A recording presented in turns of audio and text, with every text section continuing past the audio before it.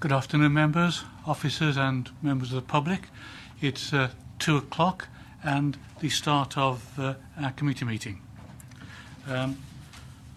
Before we start this particular meeting, I would like to say that a few words about the Overview and Scrutiny Committee, that Phil Crossland is attending his last scrutiny meeting of this particular committee. He will be attending next week's scrutiny management, I expect, but it's his last one of this particular committee. Phil's leaving the county at the end of September after starting with us almost exactly 4 years ago in the autumn of 2013. He came from the Shetland Islands, where there was a lot of sheep and not many road problems, to Leicestershire, where there's less sheep and a few more road problems, but Phil's coped with them both. I'd like to thank Phil on behalf of this committee for his dedication, for improving the roads of Leicestershire, and wish you luck with your retirement and your future life, Phil.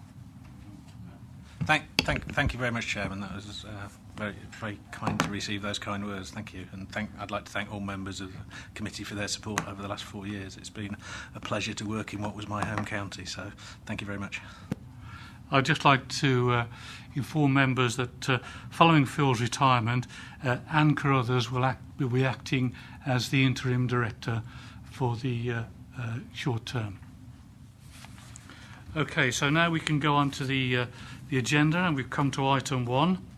Minutes of the previous meeting held on the 22nd of June. I propose that the minutes of the meeting held on the 22nd of June are taken as read, confirmed and signed. Is it your wish that I do that? Thank you.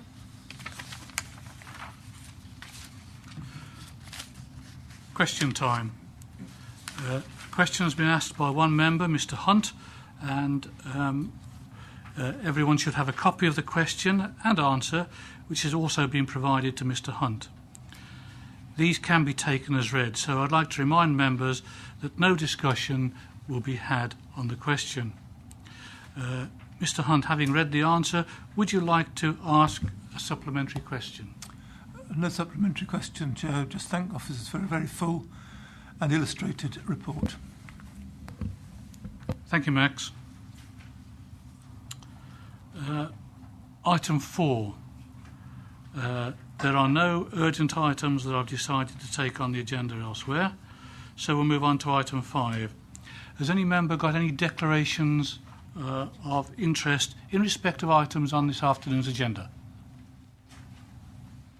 That's none. Thank you very much. Declarations of the party whip. Do members have any declarations of the party whip they wish to declare? Again, that is none. Petitions. We have 3 petitions under the Standing Order 36 for consideration by this committee. The first relates to crossroads at Hallomford Road, Oakley Road, Belton Street and Tickow Lane in Shepshed. And I will ask Phil Crossland, Director of Environment and Transport, for the next few weeks to respond to this petition. Phil, over to you. Thank you, Chairman. If I briefly take members through the report and the process. Highway petitions used to be considered by the Highways Forums, which were disbanded back in June. So now we've got a new approach where what we're proposing is petitions over 500 signatures will come to this committee for committee to consider, and officers will bring a detailed report of what we've done. We received a petition of 987 signatures as outlined in paragraph 3 back in June concerning the road safety at Hallomford Road, Oakley Road, Belton Street and Tickow Lane crossroads regarding the sight lines, road markings, signage, etc. This is a junction where we'd done previous improvement works, including a race speed table and 30 mile an hour round or road markings to improve driver awareness. Following the petition, we undertook a number of site visits, which is our standard approach to whenever we see road safety concerns. And then Appendix A gives members the road layout of the junction. We also did some traffic counts and speed surveys at the junction and looked at the accident collision record that we hold as a county council there. As you can see at the top of page 10, about 4,800 vehicles enter the junction from its 4 separate arms during a 12-hour period. The mean speed on the road was 27.9 miles an hour, and the 85th percentile, which is the speed at which 85% of cars are travelling at or below that speed, was 31, just under 32 miles an hour. We can compare that with national averages, and nationally the average free flow speed in the 30 miles an hour area is 31 miles per hour. So in terms of speed, this junction is no different to the vast majority of 30 mile an hour roads across the country. In terms of accidents, there have been 2 slight reported injury collisions over the past 5 years. We work with the police, and the police will record all injury accidents. What they don't record is damage-only accidents, but the standard practice nationally is to consider road safety in terms of where people are actually getting injured rather than where there's a fear of safety or where there are non-injury accidents. What we can also do, using the Department for Transport's guidance, is on cost-benefit analysis, is you can take the traffic flows and the type of junction layout, and you can predict the sort of likely level of accidents that you're going to have. What we've looked at this junction shows that actually with that traffic flow, 2 injury accidents in that 5-year period wouldn't be unusual. Whilst any injury accident is regrettable, all junctions where there is potential conflict with vehicles emerging and turning are potentially liable to have accidents.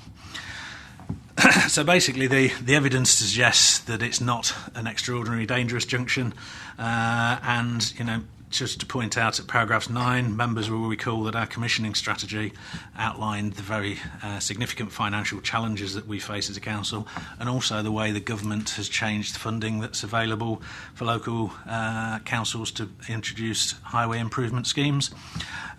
You'll be aware that we don't actually fund them as a council. It's all funded through grant funding we get from our LTP or for what we bid for.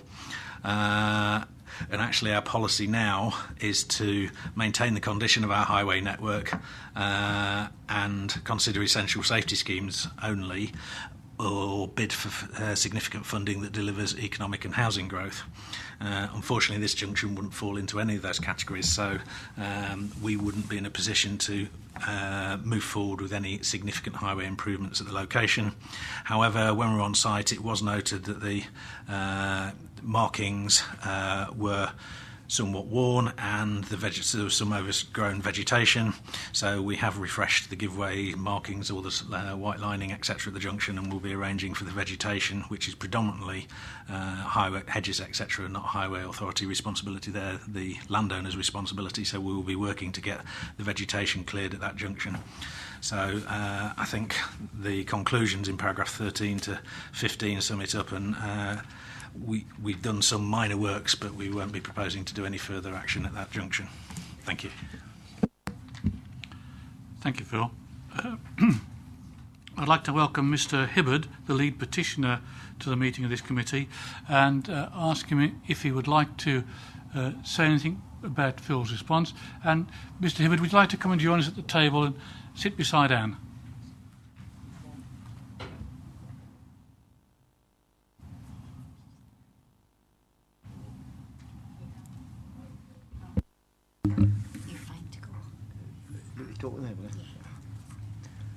Firstly, the petition was more than that. Some got misplaced, so they said, and others was on the back. Probably didn't read them on the back. There were 1,046 when I came in, but truthfully, if they'd all came in, there would have been nearly 1,500. That out of the way. Thanks for what you've done anyway. It's made a big improvement to what it was before. But I've noticed since I've been using that road, doing the schoolroom with daughter-in-law, that road's busy early in the morning, school time, and late in the evening. Other than that, it's quiet in the day. Myself, I got nearly 3 times. Once with my daughter-in-law in, and twice on my own, within a fortnight. How they didn't miss me, I don't know. But since it's been done, coming out of Belton Street, my daughter was crossing over Belton Street, and she nearly got clout, and since the road's been done. So it's not so much the council, it's the idiots that drive on the roads. It's made a big improvement, and I sound thankful for that. But I'd have sooner had, with 30 coming in, I'd have sooner had slow, like they've got on the Belton Street. Because people take a bit more notice of that, and what they do 30, they'll go 30, they'll go 40, won't they, sometimes? But as I say, other than that, I'm quite happy with it. As I say, you can see where the road finishes now, but what I was fighting for in the beginning, as you come out of Ticker Lane, there's a big bank, and you cannot see many yards down the road. I was hoping that be cleaned away a bit, so you got enough vision to see at least 100 metres down the road. But as I say, they can't do it. It's like that, simple as that, ain't it? But as I say, you are committed in there before you can see what's coming up the road. And if they're coming a bit too quick, it's the same as I say, I've done a bit in it twice in the same spot. And in fact, one day I was going out, I looked right, I looked left, looked right, crossing over, my daughter says, "There's a car coming." I said, "Where?" "From the right." That would come out of Belton Street, that were. God knows where it come from. But I'd look right and right twice, I looked right twice, and I'd look left.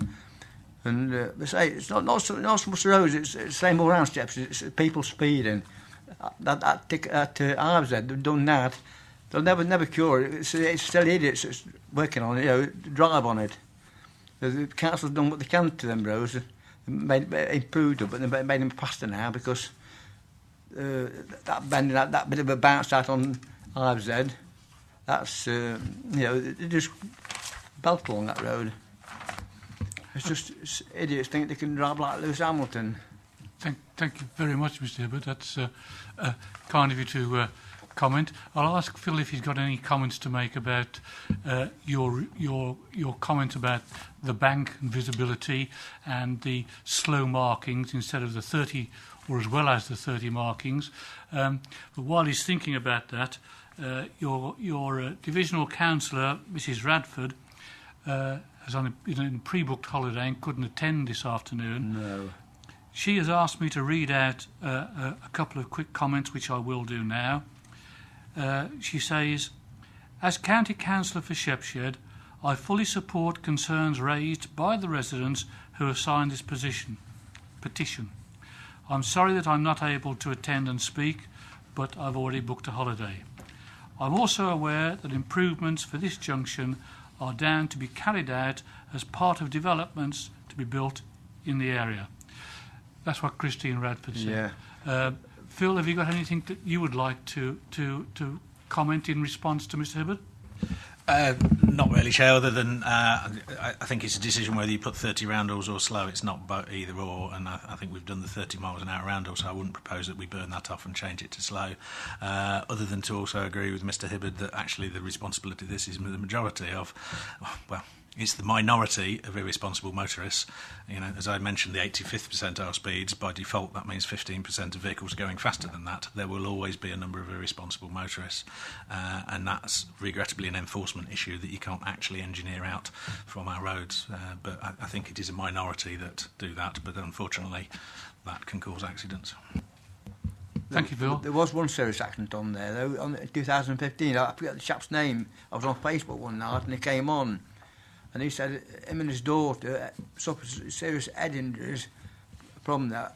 And this was in 2016. This happened in 2015. And they told me that they were still getting these flashbacks from that accident. That was a year earlier. I wouldn't say it was life-ending, but they had really serious head injuries. Yeah, and they said there had been 2 minor incidents. You don't call them minor because they say they were serious in a way. Well, you heard the director say that accidents that incur injuries are recorded and responded to. So, but thank you for your petition. Yeah. Thank you for your comments, and we'll now move on to the. Can I raise a point? Yes, by all means. The director said that the vegetation's been cut back for now, but that's just for now. Will they keep an eye on the vegetation, make sure it's cut back on a permanent basis and not allowed to obscure vision again. Whenever we have reports of overgrown vegetation, we do try to serve notice on the landowner to get landowners to take their responsibilities seriously and cut that vegetation back. And if during our inspection regimes we notice those, we will again serve notice on the appropriate landowners to do that. But as you're aware, Mr. Botterick, it can be quite a drawn-out process because we write them a nice letter and give them 28 days. We then have to go back and check it, write them a slightly firmer letter, go back, and it can be a drawn-out process to get landowners to take their responsibilities for keeping visibility displays and footpaths clear. But that's something we are looking at, as you're aware of, through our sort of highway improvement programmes, working with local communities, how we can perhaps empower parish councils to do the first bit to get people to take their responsibilities seriously. But it is something we will do when we're made aware of visibility difficulties caused by vegetation. Thank you, Phil. David? Thank you, Chairman. Well, first of all, could I personally thank Phil for all his help since we've known each other, and it's been a joy to work with you and to have such an interesting exchange of emails. And I shall miss you. I really will. Say that, David. Could I just say, this is a historic occasion because this is the first time since the demise of the Highways Forum that petitions are being considered here. Could I ask at some point that I have put in a request through the CSE members about this, but could I ask about what's going to happen about the flow of information we used to receive as Highway Forum members, as that was a most useful source of information, and I don't think it's been clarified about how that's going to move forward in the future. Thank you, David. Is this something that you or Anne could take up in the near future and let members know? The intention is to use the members' news in brief service and things to let members know that information as and when it's necessary, and we'll use that. We'll publish things online. Members will be able to access it through the intranet, etc., rather than having officers having to attend an evening meeting to take members through what is a document when it's available online. So that's the process that we're looking for, and we'll use the well-established MNIB process. Thank you, Phil. Any further comment, anybody? Now, can I move on to the second petition?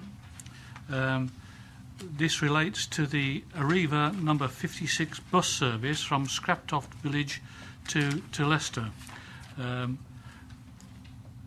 Phil, could you take us through the presentation, which members should have as a separate sheet of paper? Phil? Thank you, Chair. I thought it would be useful at the beginning of the report to outline what the Council's statutory duties are and public transport, because there's often quite a lot of confusion about the term public transport. Basically, in 1985, Transport Act deregulated public transport, so it's now run on mainly a commercial service. The only requirement placed on local government and the council as a transport authority is to secure provision of public transport, passenger transport services that we consider appropriate to meet any public transport requirements within the county, which would not be met effectively by the commercial market. In implementing that policy, we had quite a detailed scrutiny panel review that a number of members around the table will probably recall back in 2013, and what was a 95% bus coverage policy was amended to a stated there, paragraph 3, that's A, B, C, and D gives you what we tried to achieve from that policy. And essential services are basically shopping, personal business, healthcare, social activity, wellbeing and work, but they are all subject to that value for money test, because obviously the days of the county council being the funder of last resort when a commercial bus operator decides he can no longer make a profit and terminates the service, we can't just jump in on a like-for-like basis. In this case, Arriva took a commercial decision to withdraw the 56 service. So therefore, as a county council, we have a limited period to consider what our solutions would be. So we looked at the usage, we looked at how far certain areas of the community might be unserved, and as it says here, an alternative service being about 1.3 kilometres away. So we decided that certain areas needed a level of service. So we had three options. We could go out to contract for a like-for-like replacement, we could look at a demand-responsive journey, or we could have something slightly less. As it says at paragraph 7, to do a like-for-like service would have cost the County Council £60,000 a year. A demand-responsive service, which would have been much poorer level of service, would have been £35,000, but Arriva actually submitted a bid of £15,000 there, as you can see, to run a less frequent service with 4 journeys per day into the city and 4 journeys back, and the decision was taken that met our policy, and therefore we accepted that offer, and that service is now what's operating. Clearly, as these services operate, we review them when they come to an end to try and ensure that we're getting value for money. But at the moment, I think the 4-day-a-week service is the best that is available from the council's resources, given Arriva's decision to terminate what was a fuller service. I think that's all I need to say. Thank you, Chair. Thank you, Phil. Can I welcome Mr. Galton, the local member, and Mrs. McBean, the lead petitioner to the meeting of this committee. And I understand you'd like to both say a few words.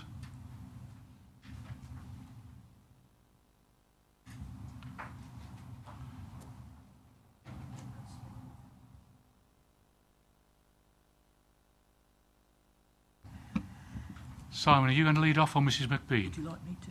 I'd like you to. I was going to ask the lady to speak first, but she would in fact prefer me to. She's not used to this, but she's come along today because she feels very strongly about the public bus service serving this part of the area, and she's really been instrumental in getting the petition going. And I don't think she had any difficulty in getting the 750-odd signatures that signed it. But the Director has obviously outlined in the report, Chair, what the situation is. Basically, there was a good half-hourly commercial service, which Arriva, for residents would say reasons unknown to the community, decided to take that service off. And we did have a very well-attended public meeting, standing room only. And frankly, Chairman, there was anger at Arriva's decision to do that, incredibility as to why they needed to go from such a good service. And, of course, remember, they were proposing to go from that to nothing. It was also not helped that at the time, and it's still ongoing, the other area of Thurmby is served by the 747, the Leicester to Uppingham service. That was also under threat. Thankfully, the County Council with Rutland stepped in and saved that for a year. But people are still very nervous about what the position of that will be when it runs out in January. So there's a lot of uncertainty about bus services in the area, and they were came out at the public meeting. And I think people feel quite strongly is that we're talking about not a rural outpost scrapped off from this area where Mrs. McBean lives. It's only 4.5 miles from the city centre. So it's really difficult to understand why commercial operators can't run a bus to an area, has sizable population, undergoing significant housing growth. Over 1,000 houses going to be built there in the next few, probably in 10, 15 years. And yet the operators say they can't run a commercial bus service to the area. So you'll understand the frustration that people felt. So the situation we had is that the council has stepped in, but you'll see that we've gone from a half-hourly service to only 4 buses a day. And I think that summarises the concern. They are not recognised that off-peak there are not huge numbers of people, but those that need it absolutely depend on a public bus service to get into the town and go about their business, shopping and health and all the other things people need to get into Leicester to do. So that's it in a nutshell, but I'm sure Mrs. McBean, who is a bus user, will be able to articulate those concerns as much better than I can. Thank you, Chair. Thank you, Simon. Mrs. McBean, would you like to make a few brief comments on the report of the Director? Yes, I would really. The fact about the Arriva saying it wasn't a commercial service, many times we've got on and we've been waved on without the bus pass being recorded on the ticket. They've just waved. If there's a lot of people at the bus stop, you put it on, it doesn't bleep, they just wave you through, hurry up, get through. So a lot of those things at Arriva, they probably didn't even record how many people were on the bus. That's one of the main things. But also, because I live off of Station Lane, we've had a bus since the 1960s. It was only 1 hourly then, but since all these houses have been built, I mean, there's at least 900 houses already there. There's 200 being built at the back east end of Pulford Drive, which is a good mile at least to walk to the nearest bus stop. I have to walk nearly a mile to the bus, and it's up a very steep hill to Scraptoft Village, or a very steep hill to Thurmby, which the buses aren't very frequent anyway there. Or a lot of people, elderly, disabled, like me, who can't see, I'm nearly blind, so I have to have a white stick. I can't cross over Station Lane in the morning because the traffic is intense down there with all the school traffic, all the works traffic. There is no pedestrian crossing over the road. So at the moment, my husband is 86. He wants to give up his car because it's 16 years old now. He has to drive me down to catch an early bus so I can get to Kidworth to see my very ill daughter at 9:15 in the morning amongst all the school traffic, drop me off at Humberston Park so I can catch a bus into town to catch a connection to get to Kidworth. It takes me 1 3/4 hours there and about 2 hours back. Before, I used to be able to catch the 9:15 bus and catch the connection. There was no problem. I paid the full amount. I didn't have to use my card. There was no problem at all. And then when you come back, you can sort of come back and think, well, there's only 20 minutes to wait or for a bus or something. Now, I get back into Leicester, and there's 2 hours to wait to get back. Or walk all the way down from Scraptoft or Thurmby. And I've tried it, and it's exhausting, especially when I've been sitting 3 hours with my daughter. But there's so many old and disabled people where I live. A lot of them are still in the houses that were built in the 1960s. The people are still there. And they've had to give up the cars through age or disability. And they're all still going every time on these odd buses that we can get. They're all on about it. We need more buses. We need more buses. They just can't manage. I don't know why a diversion can't be done for either the Evington bus, which is about every 10 minutes, at least one or other of those, or there's the Netherhall, or there's the Thurmby Lodge, or why we couldn't have some of the 55 buses coming down. They've got one, that's the 7 o'clock in the morning, that comes down and goes through Pulford Drive. The other two they call a 56, but it's not a 56 because it doesn't go up and along Uppingham Road. So if I want to get to the swimming pool, which I go to every Wednesday, I can't get to it. There's people who go to the doctors in Thurmby or Bushby. They used to get on the bus there. They can't get to that now. If you make an appointment somewhere, you've probably got to sit and wait 2 hours before you can see in the waiting room. This isn't all on my list. This is just passion, actually. I'm so upset for everybody else, and they keep saying to me, we can't manage without these buses. Now, I just want, if possible, to go in again and sort out if a diversion with another bus company. I don't rate Arriva at all. They were never very good. The buses broke down. They didn't put a replacement on. Sometimes you were standing 3/4 of an hour waiting for a replacement a bus, and they didn't until the next bus. They've been like that for ages and ages, and I think that's why probably more people went in cars, because they couldn't trust the buses. If you had an appointment, you had to catch the bus before, just to make sure, because sometimes it didn't turn up. So a lot of that is to do with Arriva saying there's not the people on the buses. So that's about all. And also, if people want to get a connection to go out for the day to Melton or Loughborough, if they get in town, they don't get in town till nearly 11 o'clock. By the time they've got the bus to wherever, Melton Market's finished by that time. So it's stopping everybody, the social life, the doctors, the hospital appointments, hairdressers. It's stopping all the life at all. They've just got no way of doing it, because my husband's got spinal stenosis. He can't walk up to the bus stop. When he has to give up his car, that's it. We'll just be marooned. So I'm sorry I'm passionate about it, but it has really upset everybody in the neighbourhood. As you said, at the meeting, there were hundreds of people at the meeting, and nobody wanted to listen. Arriva said, no, we're here to make money, we're not interested. Nobody was interested at all. And that's why, and I'd got this petition, and nobody read the petition at the time. So I'm sorry, that's it now. I'll shut up. Thank you. Thank you very much, Mrs. McBean. Can I say your passion shines through like a beacon. I think we've all seen and understood your passion. Sitting behind you is the lead member for Transport, Mrs. Posnett, who has also heard your passion and your comments. But I would just ask Phil if he's got anything to say on items that you've brought up.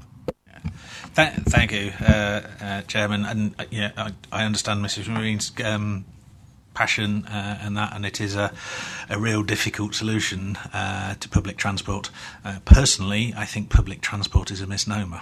It is not public transport, it's private transport that the public pay for access to. It's a commercial, since 1985 it is a commercial market. There is a lot of belief that as a council and as a transport authority we actually control what the bus companies do on their commercial services in terms of their quality, the routes they operate, etc. That's actually controlled by the Traffic Commissioner. It's not a role for the County Council, unfortunately.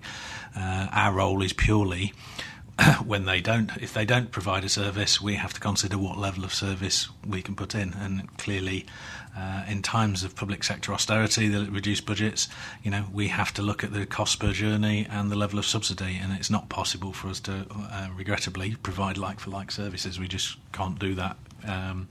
Members are aware of the financial position and the growth that we would have.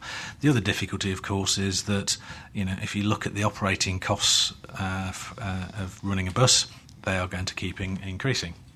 Wages go up, they require a driver, therefore fractionally operating buses are getting more expensive, so bus fares are going to keep going up. The reality is the cost of car ownership is coming down and it's cheaper to run a car, therefore less and less people use buses.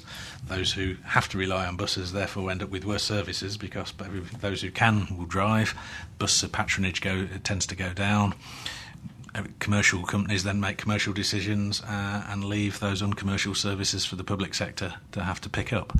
So it is a really difficult situation that is affecting not just this area but the whole of Leicestershire and the whole of the country, with bus patronage declining. So whether the advent of autonomous vehicles will have an impact in the future, it's yet to be seen. It's probably too early, but if you remove the cost of inflation of drivers' wages, etc. from it, then potentially operating buses becomes cheaper, so you might get different public transport solutions in the future. I suppose the other thing I would point out, though, is for those who do have mobility problems, there is always the safety net of community transport that should be available to take people to their nearest sort of service centre and get into the city. So I don't know what it is for this area, but we can certainly find that out and pass that on. Thank you, Phil. Over to you, members, if you've got anything to say. Max? Just as a point of clarification, public transport is transport for the public, and that's why it's called public transport. But I don't want to further correct the retiring director. I actually thought Mrs. McBean made some very strong points, some passion apart. I think it was very cogent, as was Simon Goulson's. And I think all councillors have this type of query from time to time, and they expect the county council to be able to do something. Now, I totally accept that it's a privately run service that since 1985 it's not been under our control, but there are many services which aren't under our control, including care homes, for example, or even schools these days. But we have avenues which we can use in order to effect change. And I do think that we could sharpen up in the authority in the kind of dialogues we have with large companies like Arriva. And if we don't have those sort of avenues of discussion, I think we ought to create them. Whether that will help us in this case, I'm not sure, but I don't think that community transport would be reasonable when the bus is passing within a few yards by the sound of it, and a simple diversion could be effective. But I know how difficult it is to divert buses. I've tried it myself. Thank you. Thank you, Max. David? Yes. The picture that Mrs. McBean painted of the drivers waving people through rang a bell with me, because you do start to wonder about the accuracy of the figures submitted by bus companies anyway. You used to hear stories of drivers getting to the end of the route and deciding how many passengers they had and just taking the tickets off the roll and so on. So it's, and the fact that buses and indeed trains are so full that conductors or whoever it might be haven't got time or the ability to collect all the fares is another issue. So you do wonder about the accuracy of the figures that are provided. I think that the picture that Mrs. McBean painted of the 1960s expansion of villages that we're all aware of, and the fact that many of the original people are still there and are now in need of assistance, I think I would like to see that submission sent to our adult social services group, if I may, because rural isolation is one of the topics that this county council is trying to address. And if we're now faced with the position where villages are expanding, as they indeed are, and transport is getting worse, then we're not solving a problem, that we're just facing a problem that is going to worsen. And I think if it's possible, I would like to see, I know these submissions are recorded, and I think that should be sent as evidence to our adult social services group for their consideration and awareness. And lastly, I do agree with Max and what Mrs. McLean said about diversions. Is it not possible for us to approach the other bus companies involved who send services to Netherhall and Evington to see whether it is possible for them to consider diversions if it's not already been done? Let's just see whether that might produce a solution as well. Thank you, Chairman. Thank you, David. Your suggestion is made, and you will note that Mr. Galton, the Chairman of the Scrutiny Commission, is here as well and heard that. And no doubt he will take it forward as he sees fit. Bill. Briefly, Chair. Greatly the sympathy. Some of my residents suffer the same problem. Is it possible to have a report back to the future meeting? Because I see we've got the funding through till 21st of April 2018.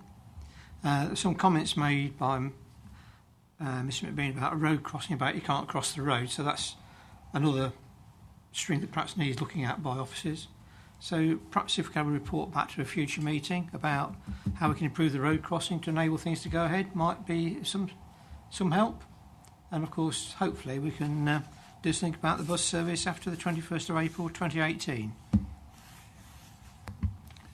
Thank you, Bill. We'll put it on the work programme to discuss. Phil, you wanted to say something? Just to say that officers do have good contacts and meetings and robust discussions with commercial bus operators. We will have explored whether we could divert commercial buses, but the reality is in the word commercial.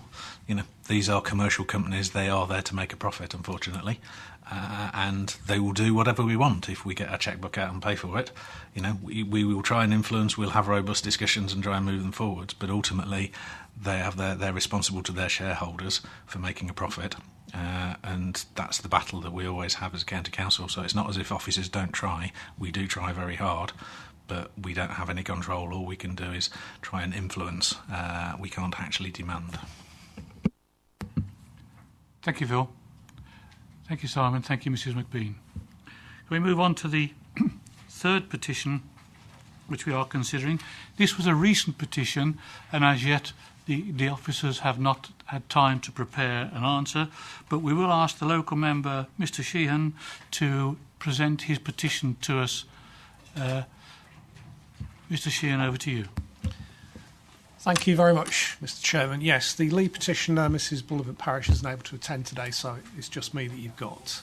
I actually drove through this junction after the accident had occurred, some time after the accident, because it was sweeping up.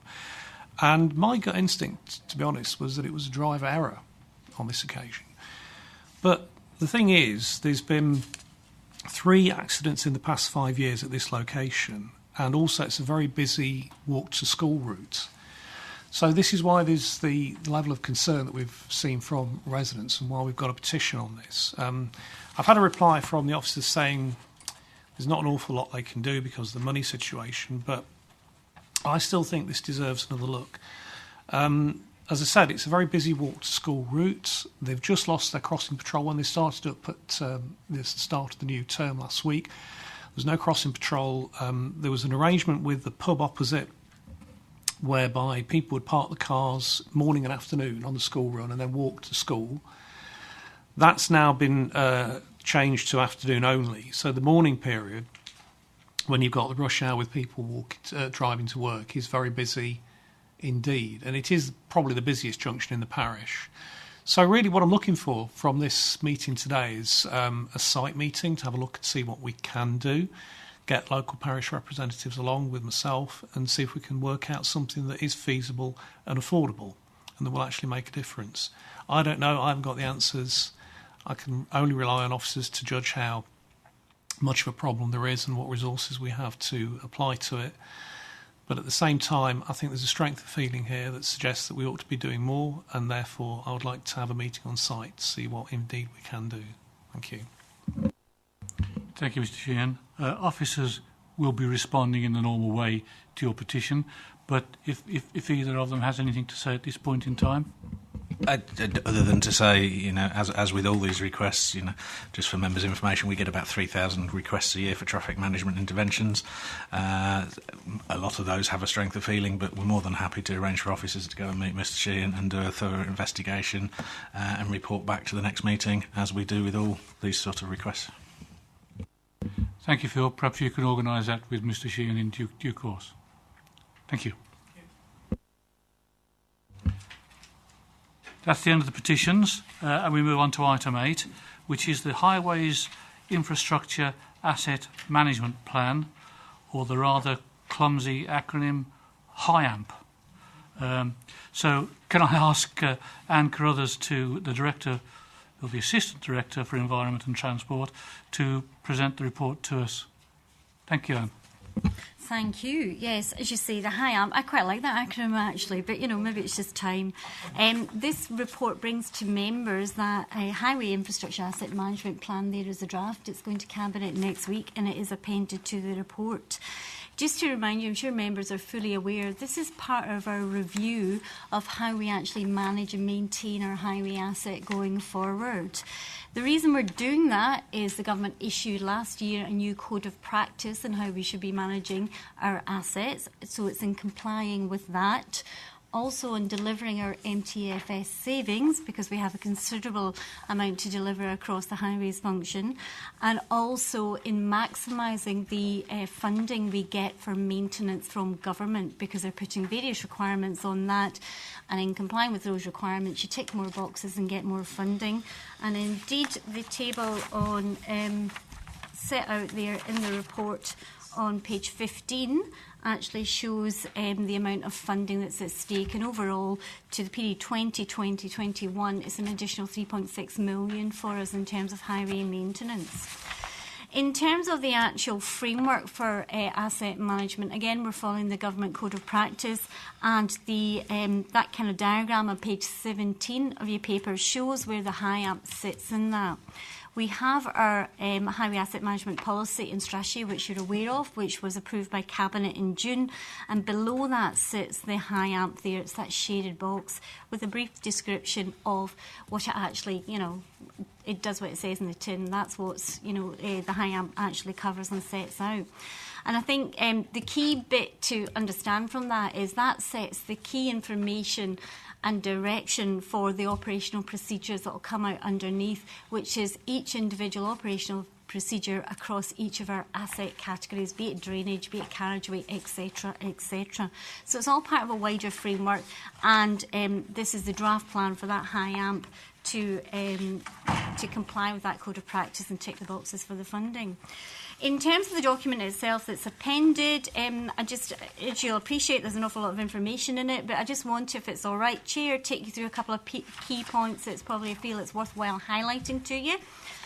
On page 30 of your papers, The table there actually just summarises for you the assets we're talking about, because I know we get quite techie in language, etc. And actually, what does it mean out there on the network, etc.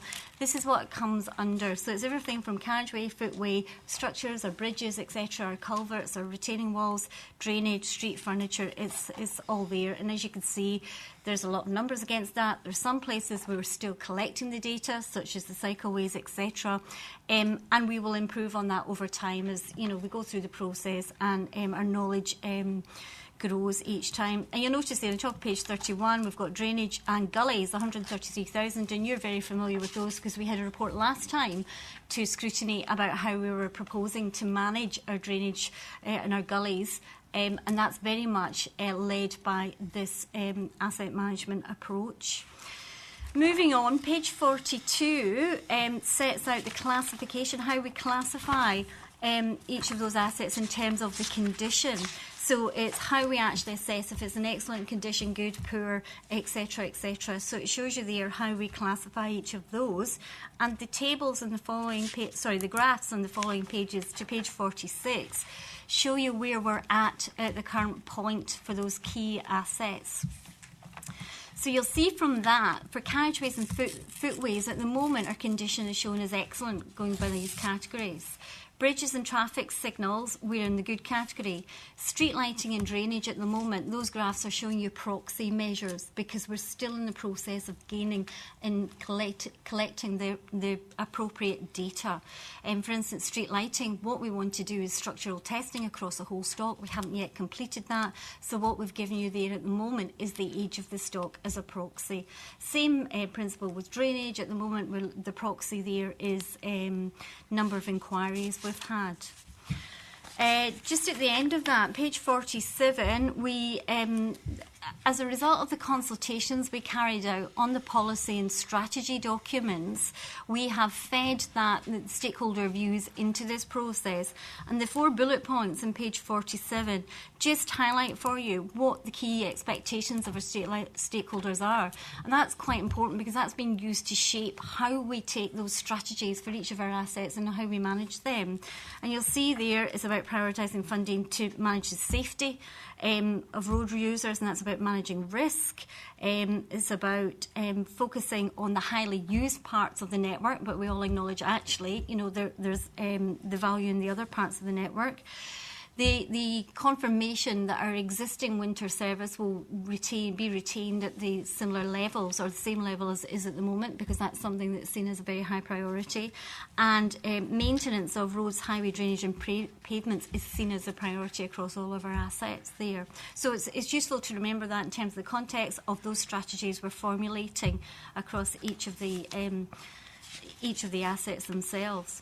From page 49 onwards, what this does is give you a summary of that each approach, each strategy we're taking on the individual asset categories, carriageways, footways, etc.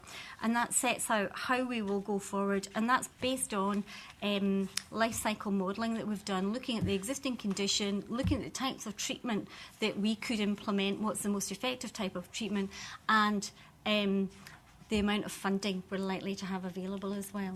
So that sets out our approach for each of the asset types there. Page 62 is an interesting one. The graph on page 62 there just gives you a snapshot in terms of the funding scenario. The blue line at the top of the graph is what we estimate would be needed to keep our asset at its existing condition as it is today. The red line is what we anticipate the funding will have coming forward from national government in terms of maintenance. As you can see, there's a large discrepancy. So the challenge for us is how do we actually minimise that deterioration and condition of the asset, which is exactly why we're changing our approach to this risk-based approach, etc., to make sure that the money is going where it is needed, when it is needed most. So we're putting off a treatment to the point of when it's really needed before it deteriorates to a more expensive treatments needed, and we're getting the maximum effect for the money we have got. Page 63, just those bullet points at the bottom of the page, these are the key messages we will seek to be communicating around this, because, you know, as ever, as highway engineers, we tend to get quite jargony, but what are the key things we're trying to get over to the public, because they are our users, they are our customers, you know, the businesses, the people, residents of the county and visitors indeed. And those key messages, obviously, we're trying to keep quite high level and clear and concise. And it's about prioritising the high-risk repairs when we're responding. So, you know, where there's a real risk, they will the ones will be dealt with quickest, etc. We'll be focusing on the planned maintenance, because that's where you get the maximum efficiency from your money, rather than the more expensive reactive stuff that's unplanned, etc. We're moving to the risk-based approach. Again, that's taking into account the safety factor, which is something that came out of stakeholders. As ever, we will be looking at the most efficient ways of working, and again, that reassurance around the winter service. Final thing I will say is page 70, the milestones for implementation going forward of this approach. Obviously, all this is subject to going through Cabinet and the Cabinet approvals next week, but there's key milestones there. And the final point I will say is we will be producing a one-year programme of works, and that will be set in with a wider 3 to 5 year kind of forward programme, looking at actually where we're going to be spending the money and what that works programme looks like. Thank you, Chair. Thank you very much, Anne. Members, over to you. Any questions or comments? Bill? Quite a depressing picture, isn't it, Chair? Yeah. Yes. Some years ago, one of the directors said, managed decline. Yep. And it was stated by the lead member at that time, oh, it's not. Well, it definitely is. You know, look at these things, you know, there's a slow decline, things are getting worse over a period of time. There's certain phrases here that in the report now that are quite upsetting. If we look on the table on page 49, the coloured table, we've got it's 3 times more in the red zone by 2022, 23. 3 times more. Minor road networks predicted to be particularly at risk. So if you live on the countryside and with a minor road network, pick a suitable vehicle, because you're bearing potholes to manoeuvre by the sounds of this. Now, this is all brought about, I suppose, because of the lack of funding, but, you know, we keep saying our lead members and Cabinet are approaching the government about funding. Well, looking at this, we're not having very success. It's very disappointing. We had a good standard of network out there at the present time, and over a period of time it's going to get gradually and gradually worse. If we look at page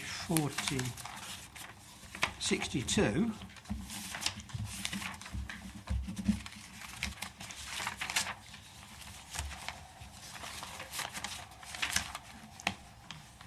look at the graph there, what funding we do need, the funding we've actually got. It says it all there. And at the top of the page it says quite clear, the condition of other assets such as footways, street lighting, traffic signals are also forecast to decline. It's not only the roads are going to decline in their quality, the footways are, the street lighting is, and the traffic signals are as well. A very depressing sign. I know that the lead member's now going to have a go at that, but he's going to say, you know, that's all the money we've got, that's the best we can do. Well, perhaps we could try the government to try and push them a bit harder, get a bit more money to make sure our roads and pavements are kept in a better condition than what this report's telling us. Thank you, Bill. I'll ask the Director to respond shortly, but ask the lead member, please comment first. Thank you, Chairman, and I'll respond to a couple of the points, because there was reference to lead membership by the previous lead members, but it's the first opportunity I've had to speak, and can I just put on record my thanks to the Director, Phil Crossland, for everything he's done for me personally and for the Council and the Department over the last 4 years, I think it is, since we put you in post. I have to say, Phil's legacy will be a blueprint. He's planned forward, he's planned ahead, or helped the department to put this county council in a position where we can build upon the problems that we have and try and work towards positive solutions.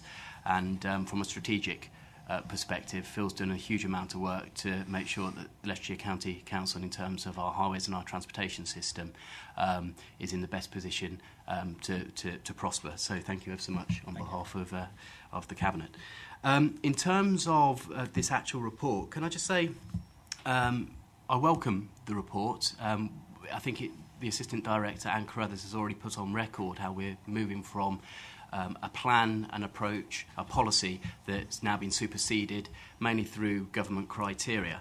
And I think the first thing to observe is no one denies that we are facing significant financial challenges, as we have done for previous years, hence why we're bringing a plan forward to try and manage the variance in, if you like, the decline in the highways assets in accordance with the resource envelope we've got. And the plan that we're bringing forward, I think, achieves that to our best ability.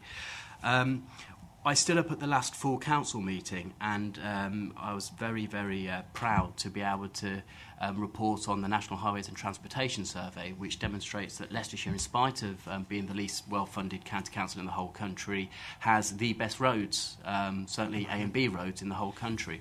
And there is a table here, and there are far too many pages for me to flick through.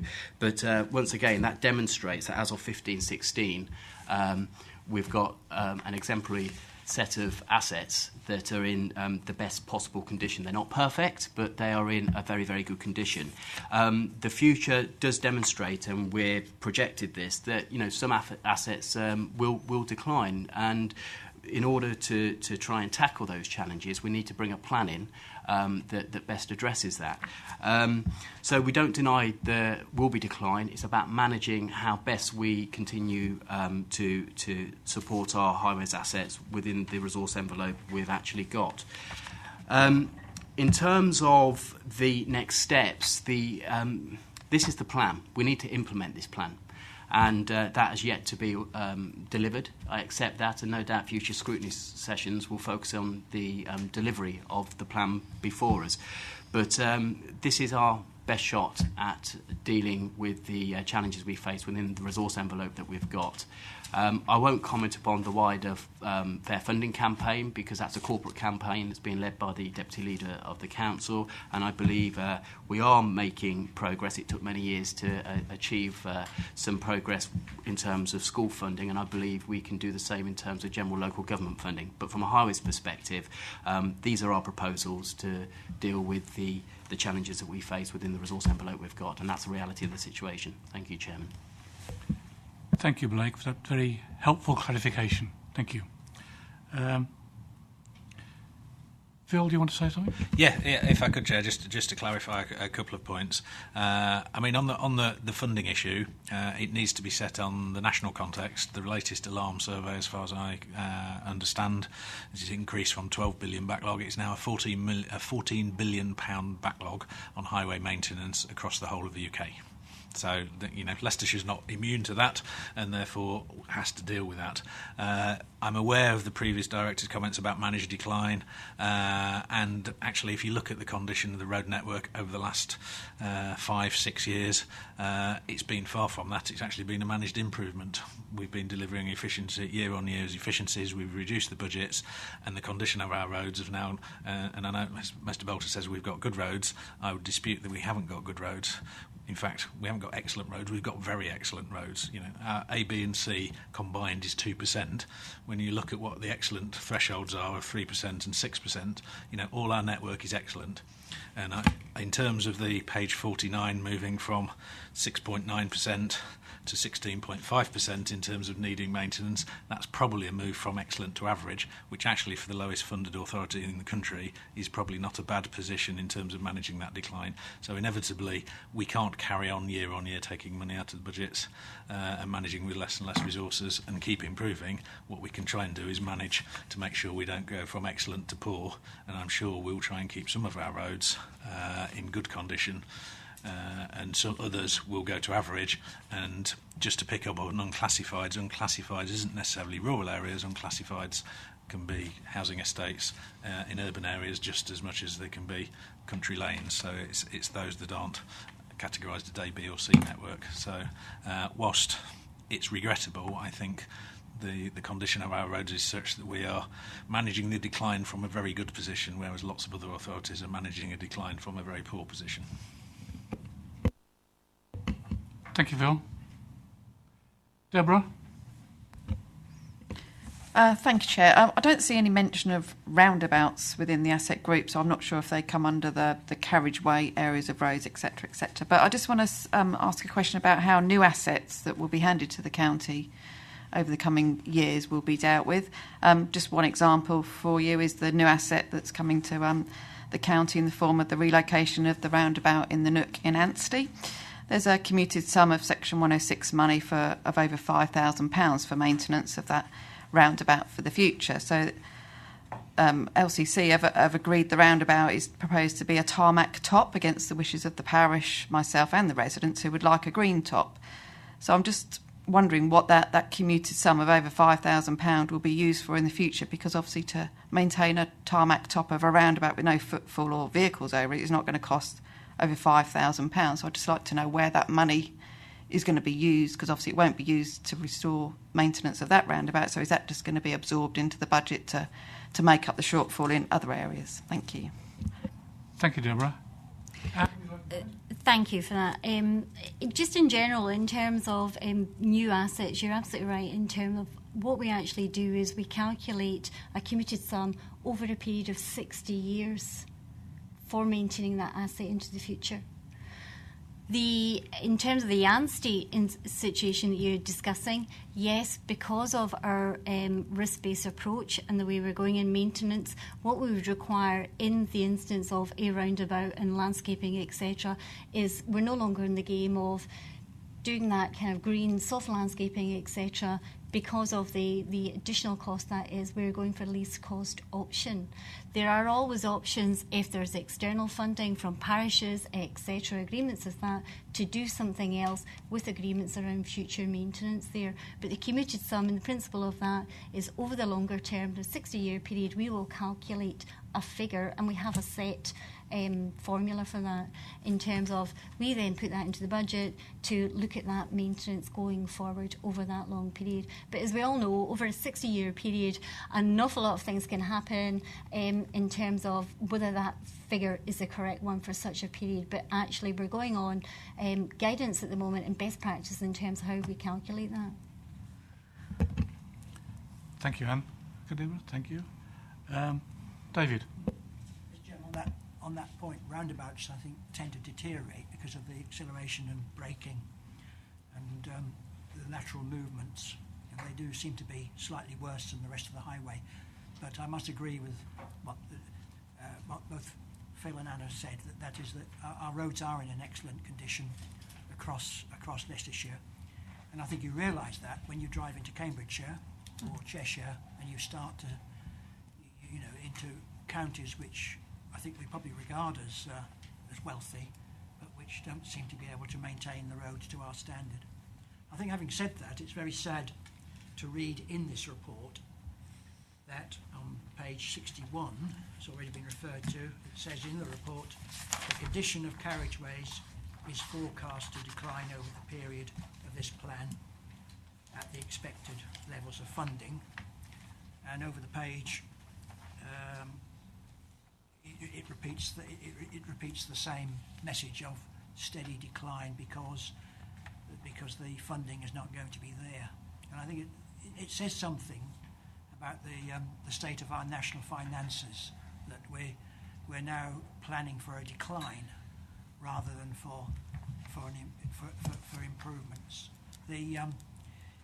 What I've been reading more closely in the last few days is the report that we considered in March, at least it came to us in March, called the Midlands Connect Strategy, which talks about new roads and everything is going to be hunky-dory because we're going to have new roads and railways everywhere, and going to cost a few billion, but it's all going to be provided.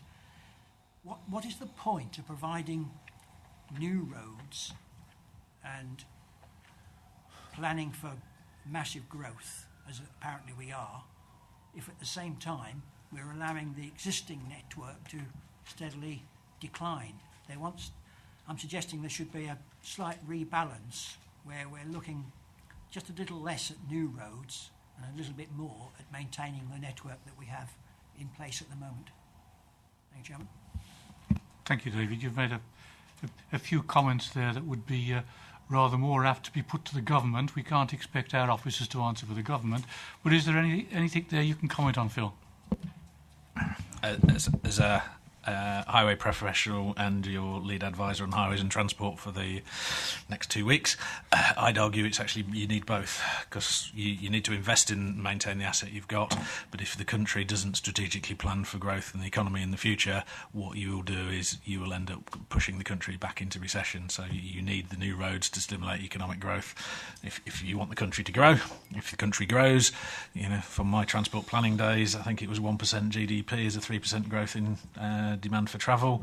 So there is going to, as the economy grows, the demand for it's an inextricable equation that might get solved by more remote working and artificial intelligence in the future. But at the moment, for a growing economy, you need more journeys. If you get more journeys, you need to plan for that and deliver those in the most efficient way you can do. But you also do need to, I think, invest in the network you've got, which the council has been doing and has an excellent network. Thank you, Phil. Does the lead member wish to make any political comment? Well, it's just a very quick one to differentiate between the new roads and the revenue costs of maintaining our current system. Of course, we've got growth, which is to be welcomed across the country, and in particular in Leicestershire.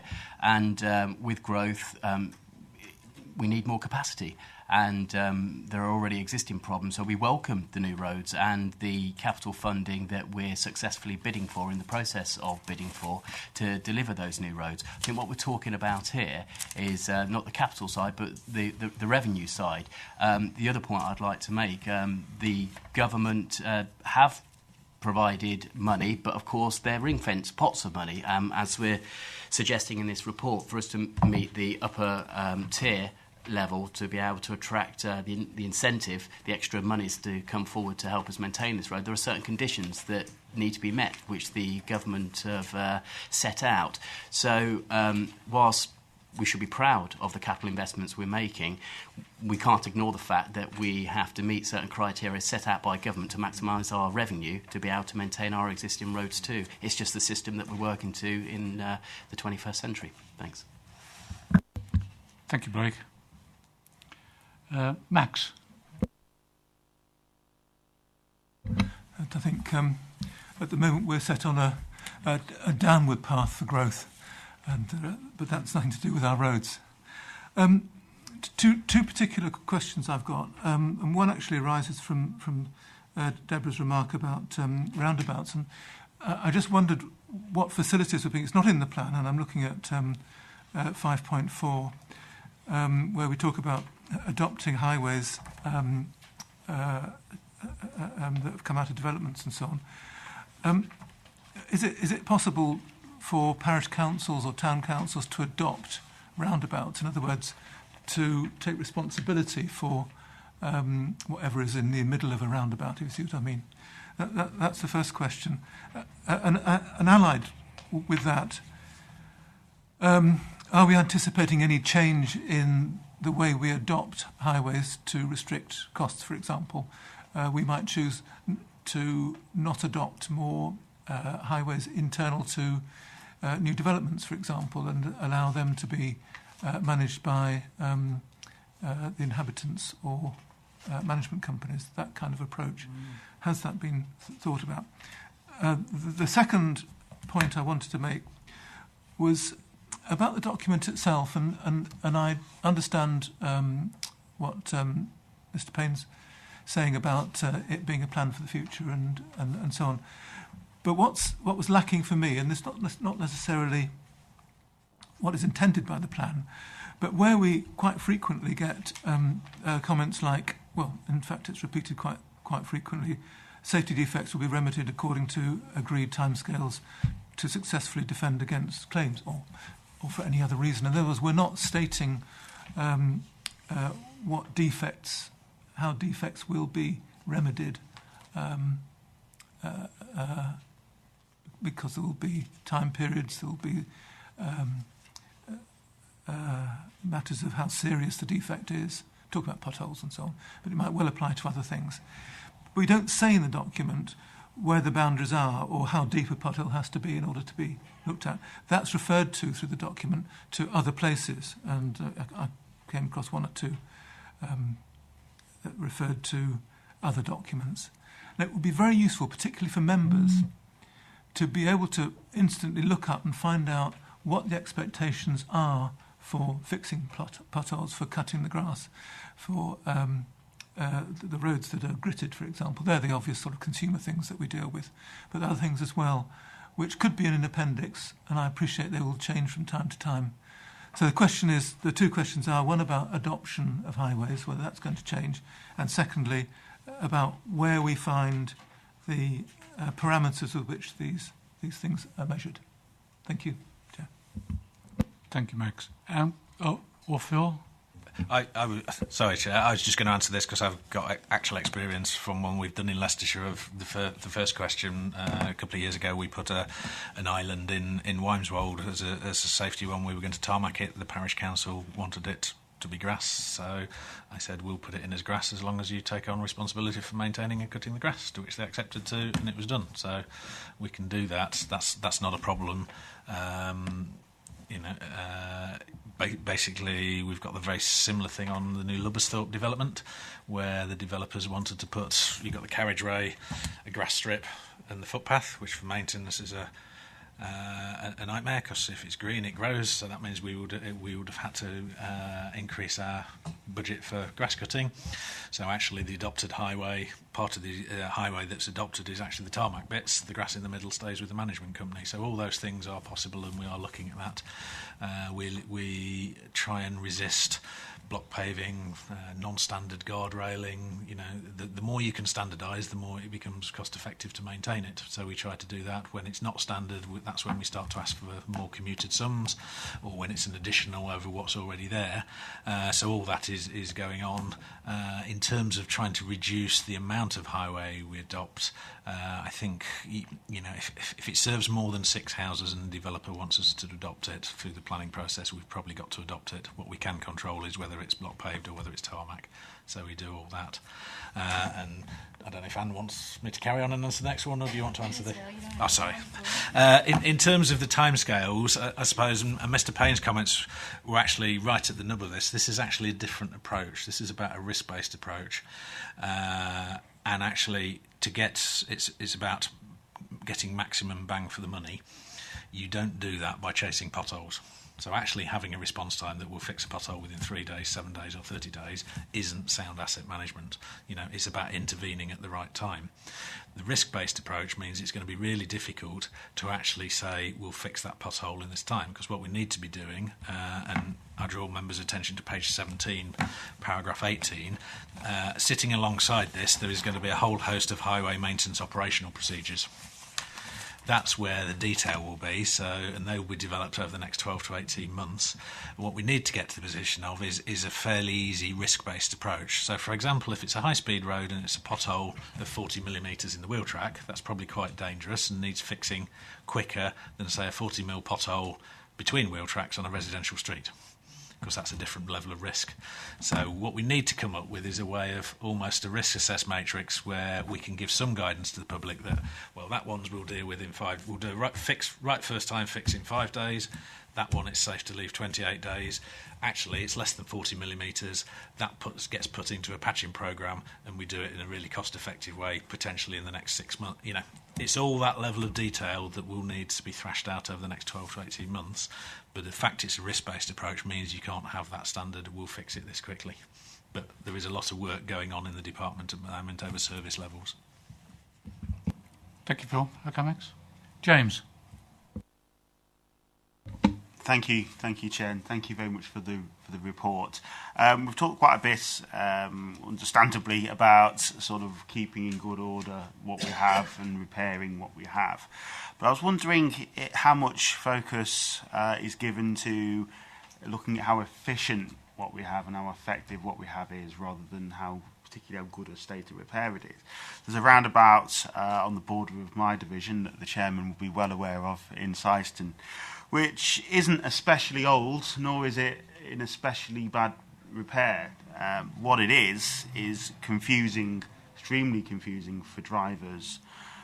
It's very difficult for larger vehicles to get around without having to literally do 3-point turns, which I've seen myself. And therefore it's potentially dangerous. It causes backups. I myself have come off at the wrong junction on it purely by accident because it is that confusing. So, as an example, is that's not in a bad state of repair, though, in the sense that we've been talking about. Would this sort of issue be considered within the budget at all? That's my question. Just to address that, because I know the roundabout in particular, because I was quite heavily involved following its installation and various changes and the reason for its installation. That was one of, as I mentioned earlier, the 3,000 requests for safety improvements we get. It was actually identified as a dangerous roundabout, and it did have a significant number of reported injury accidents to the level that we would intervene through what was then the previous casualty reduction programme about 3-4 years ago, just as not long after I arrived. And there was a number of schemes drawn up. There was a double roundabout scheme drawn up that was presented for consultation with the local community, who and the town council vehemently opposed that double mini roundabout, which have been used successfully elsewhere in Leicestershire. So we went away to look at alternative options, and we took back to consultation. We could have improved the signing and aligning and left the junction as it was, or we could have done an improvement. There was a vote of the town council. The town council approved the scheme and said, well, yes, that's what we want. It was signed off by the local members at the time, so it went through all the due consultation process. We've put it in. Since it's gone in, there is less accidents at that junction than previously, so it's not actually a road safety hazard. It's actually achieving what it intended to do. We've done an awful lot of monitoring there, and we wouldn't be intending to go back to that. So this is really about how we maintain the roads. It's not about how we improve the roads. How we improve the roads was back to the sort of, we do schemes that enable housing growth and economic growth, congestion relief, etc. through the schemes we bid for. We maintain the roads and we do essential safety schemes. So unless it's got a reported injury accident level, or it's to do with maintenance, or it's about growth and housing, we wouldn't be doing anything. So that particular location we certainly have no intention to go back to at the moment, other than monitor the level of accidents as we do with all junctions. Okay. If I could, Chair, just add to that one. In terms of the general principle, Phil's absolutely correct in terms of improvements versus maintenance. However, in terms of the principle about what we've already got and do we want to keep maintaining it, is very much part of this whole process going forward. And through our operational procedures, which is the next point down, as Phil's already said, underneath the high amp, we will be looking at things like sign decluttering. Do we still need that sign? Is it still got, a useful function, or actually could we remove it? It makes life easier for the drivers, obviously less maintenance. Exactly the same with signing and with lining. For instance, when we go out in surface dress, there will then be a look, do we need to replace those lines, for instance, which is less maintenance if we don't need to replace those, if there's not a safety reason, etc. So that general principle is embedded throughout how we will implement this approach. Thank you, Anne. James, you wanted to come back? Yeah, thank you. I'm pleased to hear that's part of the strategy. Just from what I've seen myself, there just seem to be an extraordinarily large number of, for example, those mini roundabouts, which I often couldn't wonder why. The point, I grew up in Quorn, which the chairman represents at borough level, and just one example on the A6 and where it meets Barrow Road, there's a roundabout. Now that's a straight junction. There's just no two ways about it, and yet there was a roundabout put there. That's one example off the top of my head, and there were loads of others that work perfectly well, and then one day a roundabout turns up there, and as I said, certainly not just as a council, but just as a layperson driving along, I've quite often wondered why roundabouts seem to be popping up all over the place. And as I say, I'm pleased that we're looking at whether those things are even required in the locations they are. So thank you. Thank you, James. Very briefly. On page 19, you've got a list of operational procedures, and just searching my memory banks, about 3 years ago, maybe a little longer, you're going to start charging for cafes to have their chairs and tables on the highway, on the footpath. Have we done that or not? I just need to double check. I'm fairly sure we charge licence fee for chairs and tables, and I think we've recently introduced a number of fees and charges for things like builders' materials on the highways and things. The one thing we don't do, which we have considered, is whether we charge a licence fee for goods for sale on the highway, so like the greengrocers who occupy parts of the footway, whether that would be better controlled through licensing.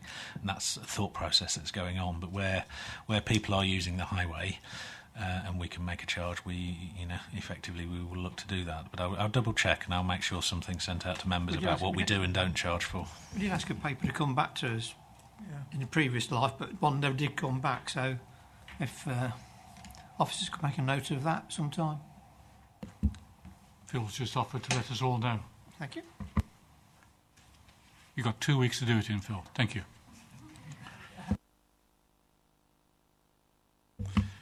Can we move on to item 9, members?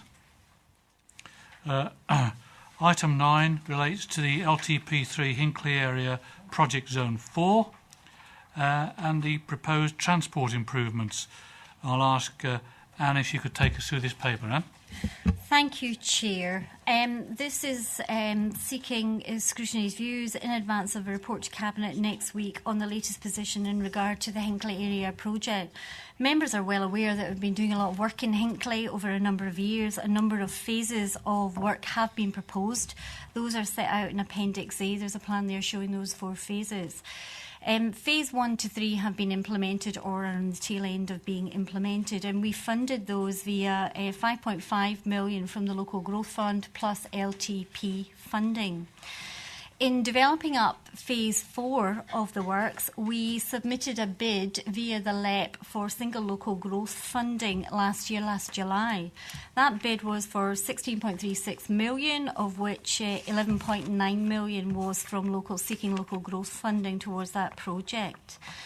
We had the results, the announcement on that bid in March this year, and unfortunately we didn't secure funding for Phase 4 of the Hinckley Area project.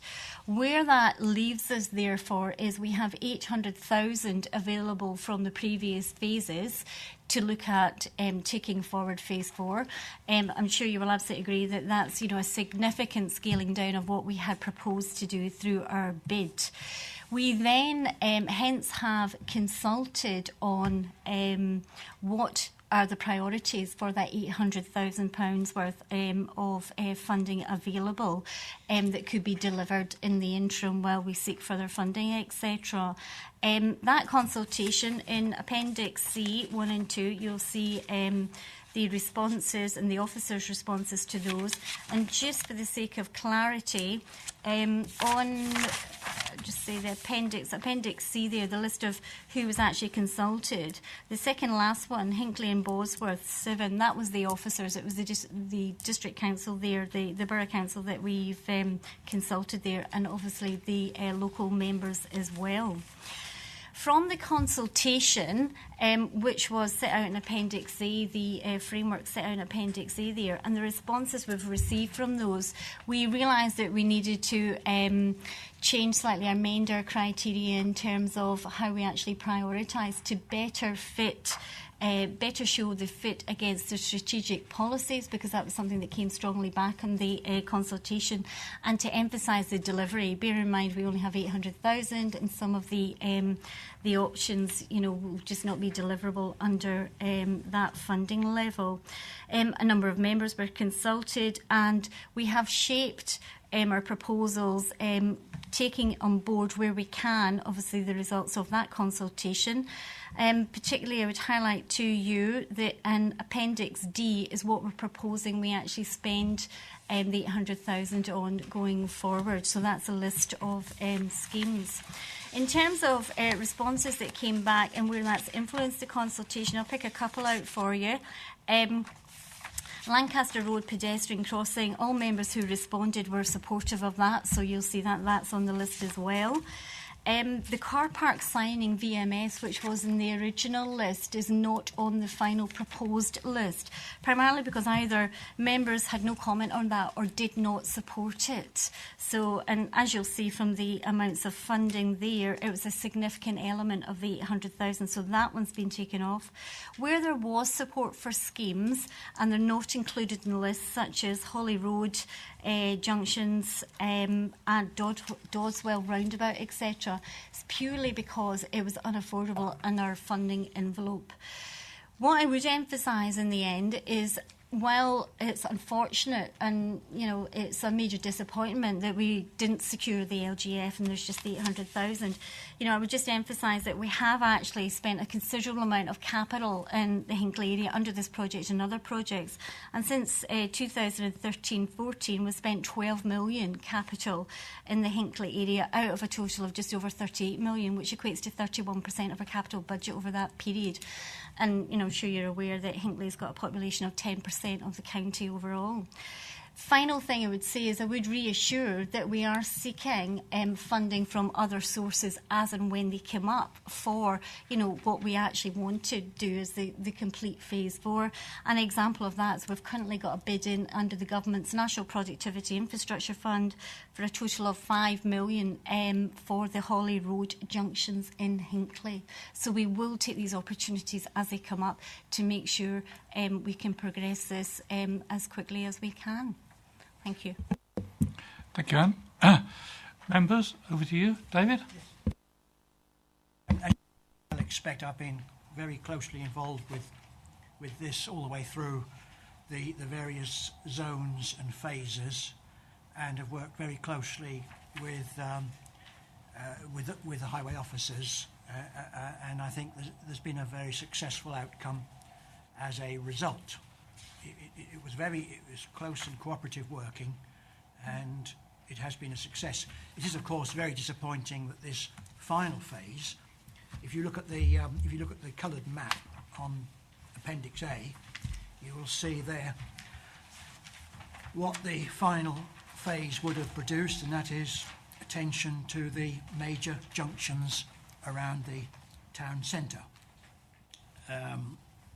as well as an improvement to the A47 as it approaches Doddswells Bridge. And of course none of those schemes can go ahead now because the final funding was not made available. The scheme that has gone ahead, Lancaster Road, is very welcome, as is of course the other minor schemes. But I do wonder about the headline which was in the press release that went out, which said that this was a major economic boost for Hinckley. I do wonder how a short stretch of cycleway can actually be a major economic boost. But there we are. I suppose every headline issued by the press office here has to say it's a major success, whatever the story. Nevertheless, I do welcome the fact that there is going to be a further £800,000 spent. I would very much like to know where we are with the National Productivity Fund, because that is absolutely essential. And I know I've had an exchange of information, exchange of views on the Midland Connect road schemes with Phil, and Phil has pointed out to me that I'm always asking for the relief of congestion, but it does really come back to this, that it's the existing congestion that we have to tackle if we're going to get towns like Hinckley moving again. And it's looking at Appendix A, all those junctions highlighted with a black circle around the centre are the ones that really do need attention. So I'm looking forward to this national productivity result, and if that fails, I hope we'll try again and just keep on trying until we get an answer to the problems that we face at the moment. Thank you. Thank you, Chairman. Thank you, David. Phil?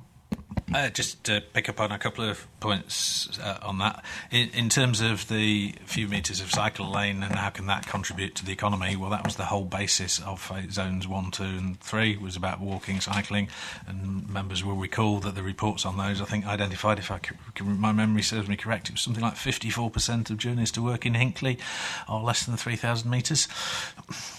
That's perfectly an acceptable distance to cycle to work, etc., walk to work, take hold of alternative means. If those people chose to use the facilities that have been built as part of zones 1 to 3, that would then free up road space for those who are making longer journeys with cars. That's the whole philosophy about the Hinckley project and what the thing was based on. In terms of the MPIF bids, they're with government, and the government have announced that they will let us know in autumn and winter.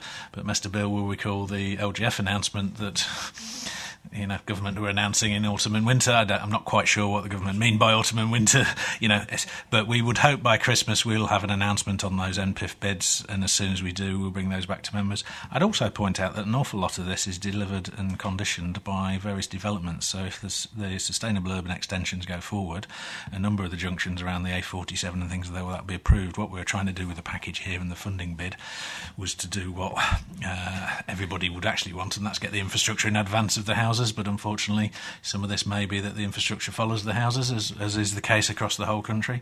But we will continue to bid for it. In terms of the wider relief, Midlands Connect, well, improvements in there are for the A5 and potential other options to what would significantly improve journeys and congestion around the sort of A5, A47 junction and the sort of Leicester to Hinckley journey times, but also significant national improvements. So this will move forward, and always this isn't we haven't succeeded in the bid, therefore the scheme's finished. This is it's going to take us longer to deliver than we would have hoped had we been successful. Thank you for that clarification, Bill. Did you want to say something, Blake? Yeah, just quickly, just to pick up on some of the tone of the question, and not the questioning, perfectly reasonable questions, I guess, but anyone bothering to listen to this meeting this afternoon out there, particularly in Hinckley, that gets the impression that this is a failure, is mistaken. Just to re-emphasise what the Assistant Director said, £12 million worth of counter-council investment has gone into the Hinckley and Bosworth area, particularly Hinckley Town area, which equates to 31% of the budget. I'd love to see that level of investment going across the whole of the county. North West, Charnwood, Harbour District, Melton, you name it. This should be celebrated by the people of Hinckley and obviously by those that have been involved in supporting the phases up until this date. And I just want to get that on record because it's quite an achievement, and something else that you won't hear the officers bang on about. But this £800,000 is only achievable because of the good management of the previous phases. We weren't successful in our most recent bid with the wider proposals that were on the table, but because the monies were managed very, very well previously, we've ended up with a fund of monies which we're now able to reinvest and continue the journey. And this should be celebrated. It's admittedly not what we would have liked, but it's certainly more investment for the Hinckley Town area, and I'm sure everyone should welcome that. Thank you. Thank you for that clarification, Blake. Okay, members? Thank you. We'll move on to item 10, which is the permit scheme for street and road works. Anne, would you take us through the paper? Certainly. This paper brings to members, again in advance of Cabinet next week, which is seeking approval for implementation of the scheme, our draft proposals to implement a permitting scheme for street and road works. What actually happens at the moment under the current system, we have a noticing system, which is a very passive system. The statutory undertakers are required to notify us of works that they will be carrying out on the network. We cannot charge for that. So in terms of processing, there is a cost to ourselves. Yes, there can be some penalty notices in terms of if there's issues in terms of how they actually carry out those works and reinstatements, etc., needed further down the line. However, as I say, it is a very passive system with not a great deal of coordination on it. What we're proposing to move to is a permitting scheme, and it's the Traffic Management Act 2004 enables us to do this. Roughly about 60% of highway authorities currently do this at the moment, and the government is keen that all highway authorities move towards this. It applies to statutory undertakers, developers and the highway authority, and what's required is you have to apply in advance and secure a permit in order to do your works. In doing that, we as the highway authority assess that and can apply conditions which cover timings of the works, when they can do them, the types of materials, etc., etc. So we have far more control in one, the timing, the quality, where it happens, and ability to coordinate across the network. There is a cost for this, and the costs are set out on page 61, and they range from £19 to £180 for your permit, depending on the type of works and the type of environment you're actually undertaking those works in. And that's in line with government guidance, and they are set to cover our own costs in administrating the scheme, and obviously a significant benefit over the existing scheme where we are actually in deficit for that. Roughly, just to give you an idea about the scale, because it is significant work and significantly different from what we have at the moment, we're estimating about 90,500 applications from statutory undertakers, and we reckon our own applications, which, I hasten to say is new for us in the process, will be around the same, about 19,000. That, however, is applying an exemption within the scheme whereby we don't actually have to apply for a permit for our own works if the works are a duration less than 60 minutes and are out with traffic sensitive times, i.e. the really busy times on the network. If you can imagine having to apply for a permit for every gully as we move down a road, as we take it out, empty it, etc., etc. So it's a significant element of work. The advantages, obviously, as I'm sure you'll be well aware, is overall better coordination, achieving less disruption on the network. So, benefits out there for the whole travelling public, for the economy, and in terms of the efficiencies that, we achieve as an organisation in implementing, getting a better outcome for the public out there. And also, one I think the statutory undertakers particularly appreciate, despite the fact that there is a charge attached to this, is the fact that there's parity for their approach to it and the Highways Authority's approach, which there hasn't been under the previous system. We did consult, because part of the process of putting this scheme in place is to consult, and that's with the statutory undertakers, the district authorities, neighbouring authorities, parish councils, emergency services and the Secretary of State. And we received 8 responses, which were all of an operational nature, and we have included those into the proposals as you see in front of you as set out in the appendix. Just for information, I just highlight for you a government consultation which started 4 days ago, on lane rental, and this is an extension to a permitting scheme. They've been holding a trial with Transport for London and Kent County Council over the last 3-4 years of actually renting out, in effect, lanes, so making a charge of up to £2,500 per day to statutory undertakers for roadworks on your busiest streets at the busiest times. And obviously the key objective of that is to minimise those works, reduce the amount of time that they're actually on the carriageway, and ensure you get it right first time, because nobody wants to come back to have to fix it because there's a charge again.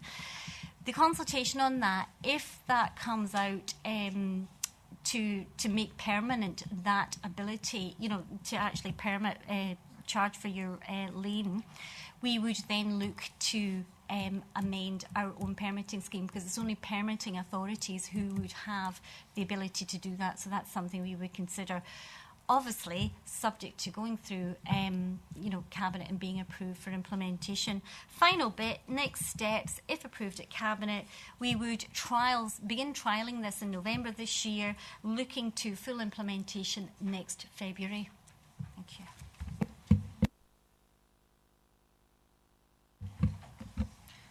Thank you. Just a couple of points. I mean, I do welcome this, and I hope this will stop all the roadworks. Obviously, in my area at the moment, we have major roadworks that have caused disruption. Just 2 points. How are we going to enforce the permits? I mean, it's quite controlled. You know, if you're going to go around a corner to look at a drain, you've got to apply for a permit for that street and the other street and things like that. So I'm just wondering how that's going to be controlled and checked to make sure that they are working according to the permit that they have. So that's the first point. And the second point is, within the documentation, you're saying that the permits are going to be issued within 2 days of them apply for it, if I've understood that correctly. And have we got enough staff to turn around that activity? Okay. Thank you, Deborah.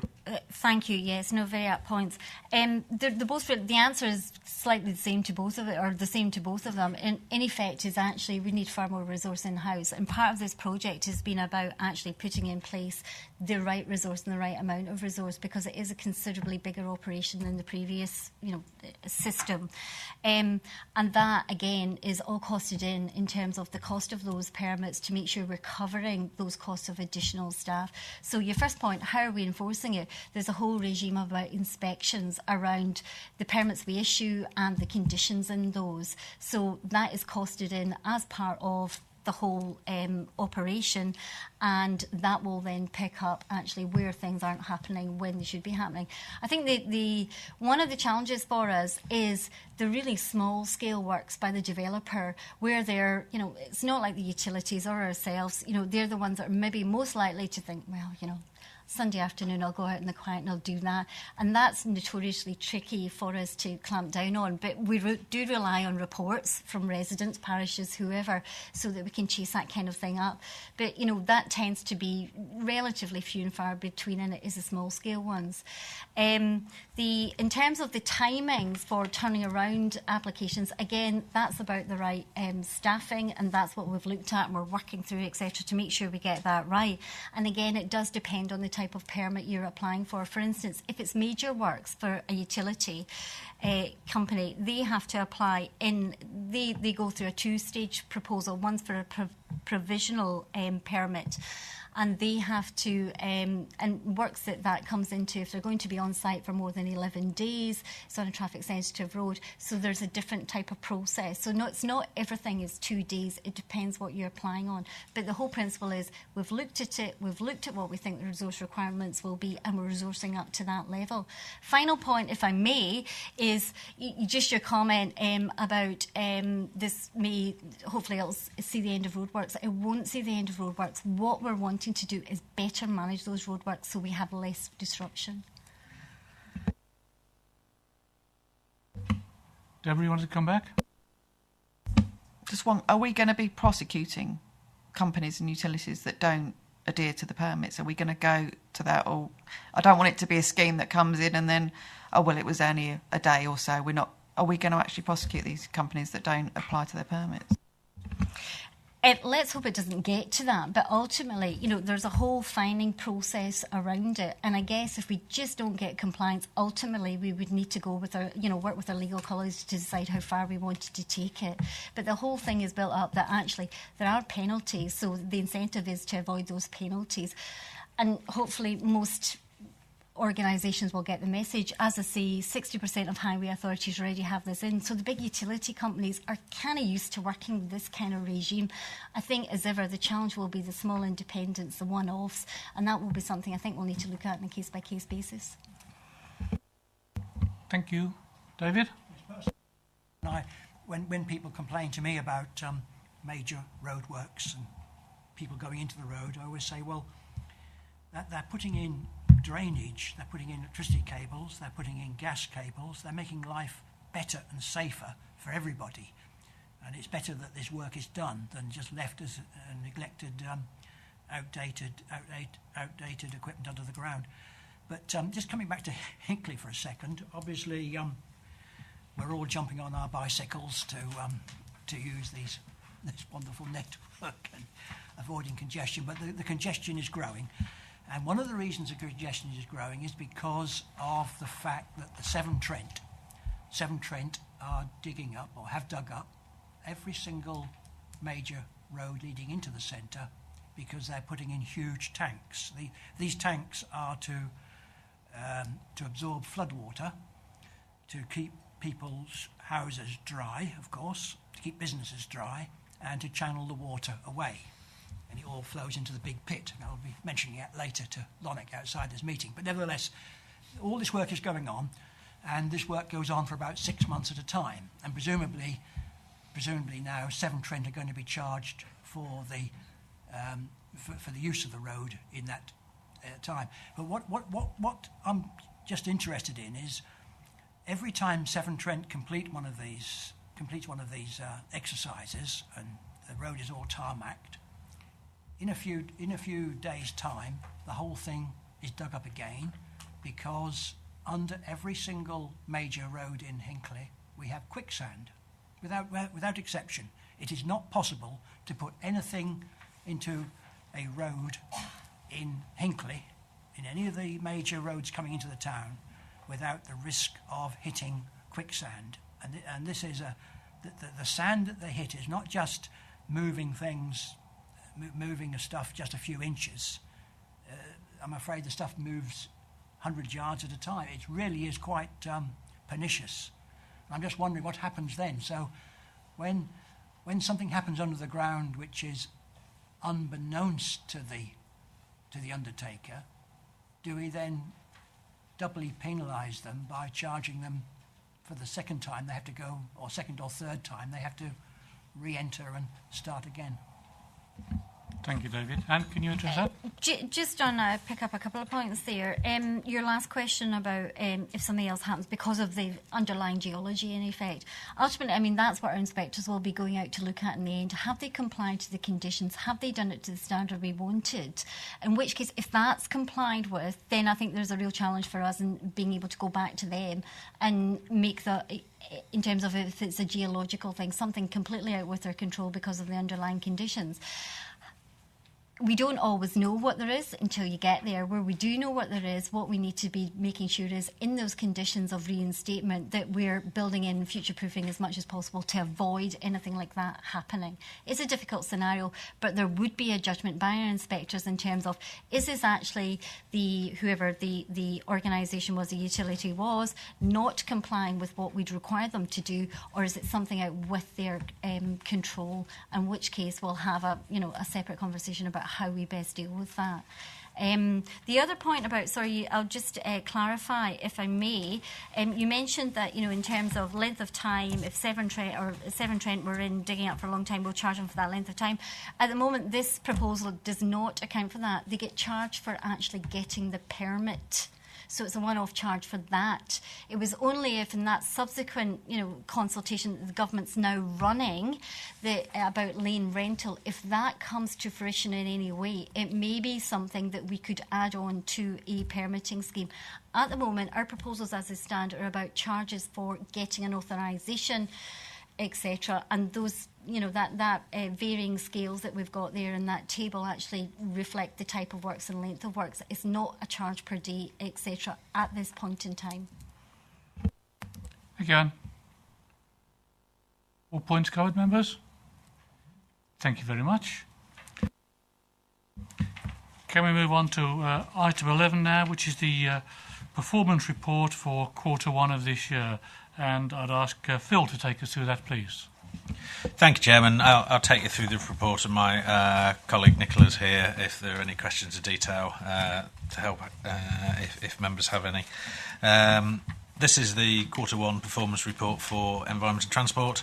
I think I've referred to these previously as like almost the school report for the department, so I suppose on this occasion it's actually a leavers report, but never mind.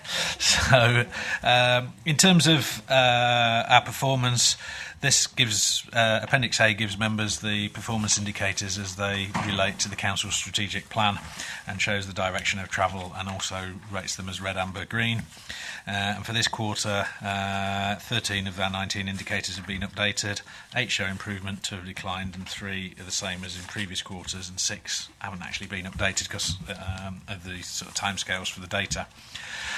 Just by way of highlights, I draw members' attention to paragraph 8, probably under sustainable waste management. Most of our waste targets are relatively static. However, you can see that we have had an increase in the amount of waste going to landfill, which is still met its interim target. However, because of the closure of the MBT plant, mechanical biological treatment plant we have down at Coatesback, that waste is now going into landfill. It's at no cost, additional cost to the council. Our contract is with Tarmac. It's a subcontracting arrangement that has closed the MBT, but we are expecting that one to get worse in the next quarter as well, and I think the full year effect will probably push that figure up to about 33% of our waste will end up going to landfill. As you can see there, household waste sent for reuse and recycling stayed roughly static. There's been a slight reduction in the amount of waste per household, but it's a couple of kilograms, so again that's relatively static. In terms of our environmental impact, the key one there that members will be aware of is the performance around internal recycling. It's increased to 59%, but it's still red rated. Members have previously reported that the performance at County Hall is well above the actual target. It's areas outside of that. Some of those have got small amounts of recycling, and the costs of actually changing or putting in the extra recycling facilities are quite high. What we're doing with that, members will be aware, there's a new strategic outcome framework being developed for the council. We will be refreshing our environment strategy and bringing that through to this committee in the future, and we will be looking at different targets for different types of premise. So, for example, the target for County Hall is probably not high enough. It needs to be a more stretching target, and we probably need to be more realistic about what's achievable in those buildings outside of County Hall. In terms of reducing carbon emissions, again, you've got the performance there. In both our business miles, performance has improved, and again, there's an improved performance in business miles claimed. That one. I think another key one for members has been road safety performance, and the targets here, paragraph 16 and 17, there has been a very significant reduction in the number of total casualties on our roads. However, we are concerned that that date might actually not be a real reduction in road casualties, and actually there's some issues we need to understand about a change in police policy and how they report accidents. So whilst it's a welcome reduction in accidents, I'm not sure we can be that complacent and think that that's a realistic, a genuine achievement. We need to do a bit more work on that and are doing. However, paragraph 17 does show that there is a 5% reduction in the number of people killed and seriously injured, and personally I think although the police have changed the way they report accidents, I think that those they are more likely to making sure that they record all serious and fatal accidents. So I think that is a realistic and genuine reduction, which is welcome, although it still remains off track for our interim target. And members will also be aware that I think it's November we are planning to do a members seminar on road safety and what can be done on road safety for all members, so that will be an opportunity for you to consider these targets and what we do within the authority to do that. In terms of highway maintenance, I won't dwell on that. We've talked a lot about the condition of our roads and how excellent they are, and that's just reaffirming that in paragraphs 18 and 19. In terms of strategic transport improvements reducing congestion, there has been a slight increase in CO2 emissions across the local authority area, have increased by 1%, which is a decrease in performance. However, the vehicle speeds within the area remain slightly above the target that we've set of 29.4 miles an hour, so that's good news. And then increase in sustainable travel. Again, we've got a very modest increase there in the passenger transport use, but it is above the target. So I think that's, again, quite good performance given the issues around public transport we talked about earlier. And then Appendix A just visually shows members the performance of the department. So I think that's probably all I need to say, and happy to answer any questions. Thank you very much, Phil. Questions, members? Bill? Mr. Crossan will be expecting this, because it's my usual one. We keep being promised that the performance from County Council off-site provision on their recycling rates will be improving. It was raised a couple of years ago, but we don't seem making any progress. When will we start seeing some progress, Mr. Crossan? Before you depart, or will it be a bit longer than that? I think micro. 15, love. I think Mr. Bolter will remember the last meeting we had where we actually said that in certain places we won't be making progress because the tonnages of waste are so small that actually to change the percentage split, the costs of being implementing that is not there. As I say, we are refreshing the environment strategy, which I think is coming back some point next year. We're just going through the timetabling at the moment, which will come to scrutiny, and that will have different targets, as I say, to have a stretch target for County Hall and a more realistic targets for those buildings. And we have increased performance because it's gone up to 59%. So we are seeing an increase in the overall recycling across the council. What I don't have is what that's happened in County Hall versus the other areas. But if you want me to send that, I'm quite happy to get a breakdown of the latest performance and send that out. But I'm sure performance will continue to improve this year and next year and as we move forward. Thank you, Phil. Yes, could I ask you to do that for us all, not just Bill, but all of us? Blake, did you want anything to say just on that? On that point, I've lost count of the amount of meetings I've attended where that's been read, and in my lead member meetings previously as lead member for waste, I've commented on the fact that why do we need a target in this area? We've got no control or very little control, and in proportion to the amount of waste that's actually generated on these non-operational sites outside County Hall, it seems pointless having a target, and I've been asking for this to be looked at, so I'm pleased to hear the Director say that there is a new strategic outcomes framework coming, and we'll re-evaluate how we report. I think it is important, though, that there is some kind of target perhaps for our major asset. We've spoken about the corporate asset management plan previously and the good work we've done in terms of solar panels on the roof and reducing the emissions of our major asset, which is this building itself. And in my view, we should practice what we preach. If we're asking residents to be conscious about recycling and recycle more in their everyday waste, we need to demonstrate that we're doing that here, and I believe we are. It's just not reflected in this rather blunt indicator that we have here, so we need to look at that. Thank you, Blake. Covers all members' questions. Max? Chair, to say this is a pretty good report, and as far as epitaphs go, for the length of time that the Director's been in post, things have been in a really, really difficult, serious situation financially, and together with Blake, no doubt, things have been handled extremely well under very difficult circumstances, and I testify to that.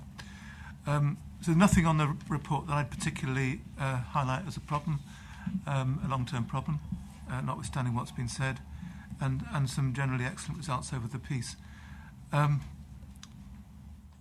There is something which isn't here, and that's the SEN transport, which doesn't have an indicator like this, and that's about budgets essentially. And that, I know, will be coming to Cabinet. Is it next week? I think, and we will have that, I think, in November, and I think that will require some really serious thought and some difficulties along the line. But I'd like to thank Phil very much for his service over the last few years. Thank you, Max. I'm sure those kind words are appreciated by all concerned. Members okay? Thank you very much. Our final report this afternoon is the Leicestershire Minerals and Waste Local Plan, proposed changes and future programme, and inviting Lonick to come and join us. I'd like to thank him for waiting such a long time to have his say. So, Lonick, if you could take us through the report, we'd be very grateful. Thank you, Chairman. Just very briefly, really, this is a proposed changes to the Minerals and Waste Local Plan, which is arising out of the consultations which the County Council approved as a part of the pre-submission draft back in June last year. Those consultations took place in July-September last year.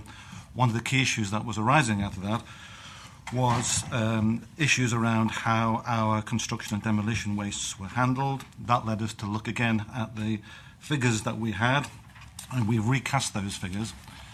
And the upshot of that is that we need to provide a bit more space for the excavated element of the construction and demolition waste. So you see from the report that there are 2 new sites being put forward over and above the sites that were already in the pre-submission draft, and they are at Ipstock, which is an existing clay quarry, and Husbands Bosworth, a sand and gravel quarry, which there is also an extension to the sand and gravel site anyway, as approved on the pre-submission plan. So this will be part of that and part of the existing sand and gravel site at Husbands Bosworth. So that's where the 2 new areas are proposed to take this additional inert waste. And we are just talking about the soils and excavated waste from construction sites.